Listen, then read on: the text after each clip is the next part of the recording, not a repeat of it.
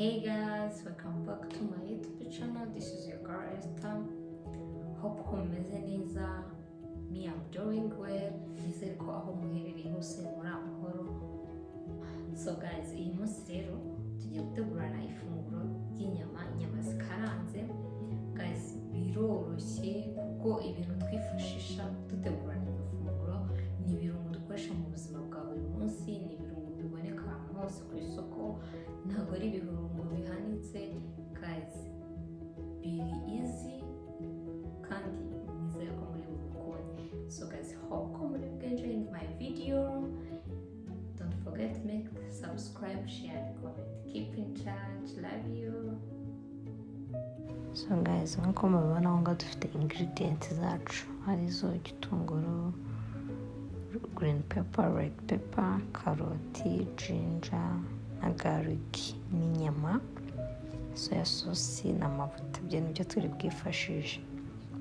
Nyuma yaho rero fata za nyama zacu tugakora icyo bita marination dukoresheje black pepper, seasoning salt na soya sauce. Iyo ibyo byose tumaze kubishyira mu nyama zacu turamixinga. Wamara kumixinga well ukazitereka mu gihe kingana n'iminota 30 cyangwa se isaha. It depends on your choice, biterwa n'uko wabihisemo.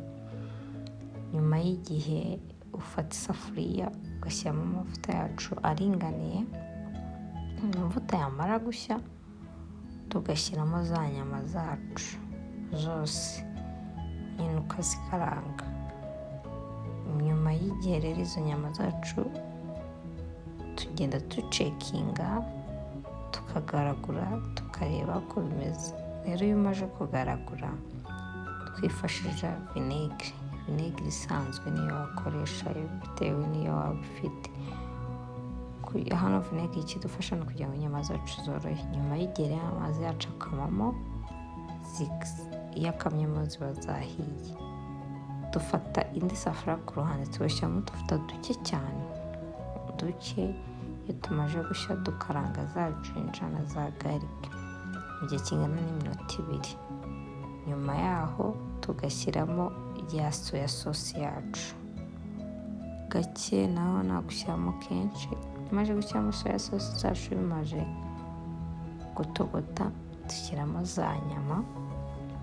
Umara gushyiramo za nyama, wibuke ko za mboga zacu icyo tugomba gukora hano tuba twasikaranze ku ruhande mu gihe kingana nacyo n'iminota 2. Ntabwo tuba dushaka imboga zacu zishya cyane. Umara kuzikaranga nazo ukazishyiramo, ukagenda uvanga kugira ngo bihindure irangi bitewe na ya soya sauce washyizemo. So guys, ibintu byacu biri easy kubitegura, biba biryoshye. Babitegura kuri dinner, kuri lunch, enjoying. So guys, see you. Nizere ko mwenjoyinze my video. Don't forget to make subscribe. Bye.